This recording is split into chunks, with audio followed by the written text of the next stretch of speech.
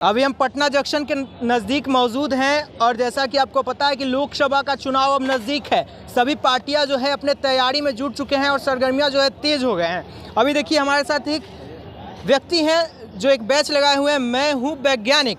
इनसे जानते हैं किस चीज़ का वैज्ञानिक है और राजनीति के वैज्ञानिक। देखिए तब और अच्छा बात है, राजनीति के वैज्ञानिक है तो मौसम जान लेते हैं राजनीति का। कैसा मौसम है राजनीति? मौसम है कि 12 जून को पटना के ज्ञान भवन में 18 विरोधी दल, विपक्षी दल मीटिंग कर रहे हैं। अच्छा। हाँ, अब उस मीटिंग से क्या निकलता है, वहाँ से निचोड़ क्या निकलेगा वो तो वहाँ पे तय होगा कि चुनाव के पहले कौन सा समीकरण कैसे क्या हो, किस तरह से चुनाव लड़ा जाए, किसको नेता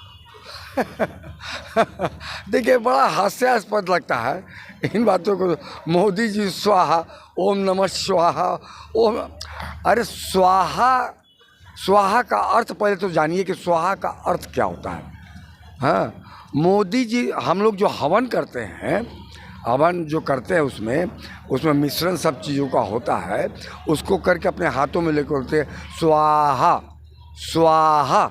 तो स्वाहा का अर्थ पहले वो जाने, उसके बाद बोले मोदी जी स्वाहा। तो मोदी जी को स्वाहा बोल के आप तो और उनको ऊपर कर दिया।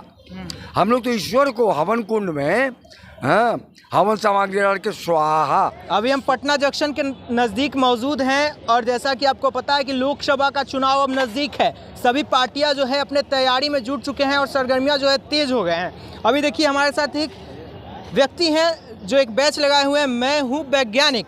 इनसे जानते हैं किस चीज़ का वैज्ञानिक है और राजनीति के वैज्ञानिक। देखिए तब और अच्छा बात है, राजनीति के वैज्ञानिक है तो मौसम जान लेते हैं राजनीति का। कैसा मौसम है राजनीति? मौसम है कि 12 जून को पटना के ज्ञान भवन में 18 विरोधी दल, विपक्षी दल मीटिंग कर रहे हैं। अच्छा। हाँ, अब उस मीटिंग से क्या निकलता है, वहाँ से निचोड़ क्या निकलेगा वो तो वहाँ पे तय होगा कि चुनाव के पहले कौन सा समीकरण कैसे क्या हो, किस तरह से चुनाव लड़ा जाए, किसको नेता माना जाए, न माना जाए, या चुनाव के बाद नेता माना जाएगा अगर हम बहुमत में आते हैं तो बहुत सी बातें होंगी, चुनाव से संबंधी बहुत सारी बातें होंगी। और जब 12 तारीख को ज्ञान भवन में बातें हो जाएंगी तो बातें हम लोग के सामने आएगी, आपके माध्यम से और कोई माध्यम से हम लोग के बीच में आएगी, तो हम लोग जानेंगे कि क्या वास्तव में बात हुई, विपक्षी एकता को लेकर क्या हुआ। चूँकि 18 पार्टियाँ वहाँ पर आ रही हैं, एकत्रित हो रही हैं, तो वो तो 12 तारीख के बाद ही पता चलेगा। 12-13 जून जो भी हो ये पता चलेगा। अच्छा, क्या लगता है लोकसभा चुनाव में यही 12 तारीख को ही पता चलेगा कि किसकी होगी पल्ला भारी? नहीं, ऐसा है कि देखिए कोई भी पार्टी अपने एक चुनाव घोषणा पत्र होता है, हर पार्टी का एक सिद्धांत होता है अपना अपना, और चुनाव घोषणा पत्र वो अपना चुनाव लड़ता है, उसमें वादे रहते हैं, मैनिफेस्टो जिसको बोलते हैं। तो विपक्षी दल का क्या चुनाव घोषणा साझा चुनाव घोषणा पत्र होगा ना, क्योंकि इसमें कम्युनिस्ट भी हैं, CPI है, CPIM है, ML है, सभी लोग हैं। तो कम्युनिस्ट तो ऐसे ही एक अलग विचारधारा की पार्टी है, उसका तो किसी से विचार कभी मिला ही नहीं, लेकिन ऐसे में वो भी चलाता है, सही यार, सरकार में भी वो बन के सरकार में भी बन जाता है, मंत्रिमंडल में भी आ जाता है।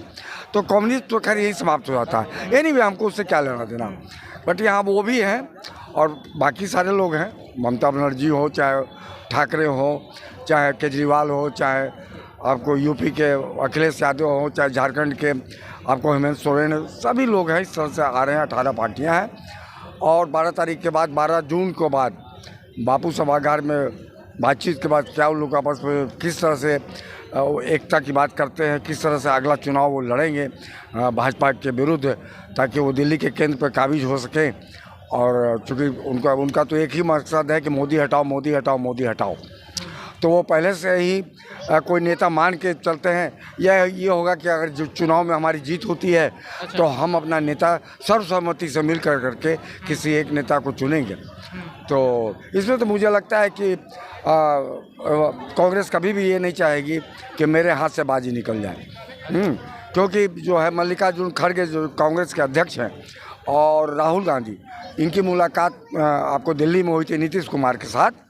तो वहाँ मल्लिकार्जुन खड़गे ने कहा था कि भाई ऐसी है कि 2024 के चुनाव में आप मेरा साथ दीजिए और 25 में जहाँ जहाँ विधानसभा का चुनाव होगा और जो क्षेत्रीय दल जहाँ मजबूत होगा मैं वहाँ आप लोग का क्षेत्रीय दल को साथ दूंगा। ऐसे में ममता बनर्जी ने आवाज़ उठाया था, क्योंकि बंगाल को तो कम्युनिस्ट के साथ साथ कांग्रेस का भी सफाया कर दिया है ममता बनर्जी ने। तो ममता बनर्जी ने ये कहा कि क्या अगर मैं केंद्र में 2024 के चुनाव में, लोकसभा चुनाव में मैं साथ देती हूँ, तो क्या वास्तव में 2025 के विधानसभा चुनाव में क्या कांग्रेस अपना उम्मीदवार नहीं खड़ा करेगी? तो एक विचार चूँकि चलता ही है।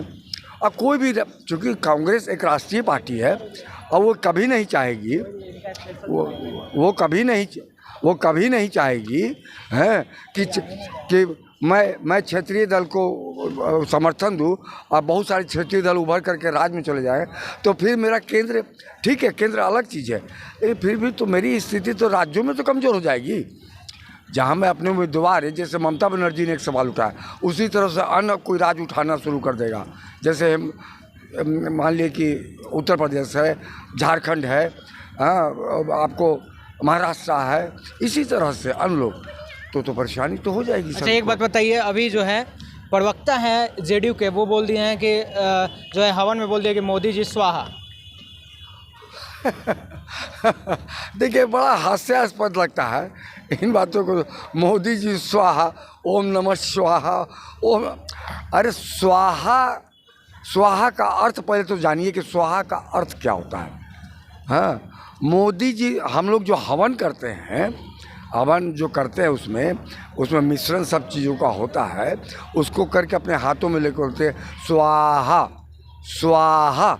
तो स्वाहा का अर्थ पहले वो जाने, उसके बाद बोले मोदी जी स्वाहा। तो मोदी जी स्वाहा बोल के आप तो और उनको ऊपर कर दिया। हम लोग तो ईश्वर को हवन कुंड में हवन सामग्री डाल के स्वाहा स्वाहा करते हैं, तो आप तो मोदी जी को और ऊपर बैठा दिया, मोदी जी को स्वाहा का।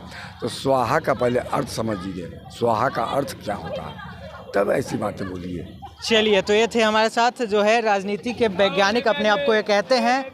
बहरहाल अब इनका जवाब था, आपने साफ तौर पर सुना। आप क्या सोचते हैं इनके बारे में? अपनी प्रतिक्रिया आप कमेंट बॉक्स में रख सकते हैं। धन्यवाद। ऐसे ही खबरों के लिए जुड़े रहें हमारे साथ और देखते रहें न्यूज़ टेल बिहार।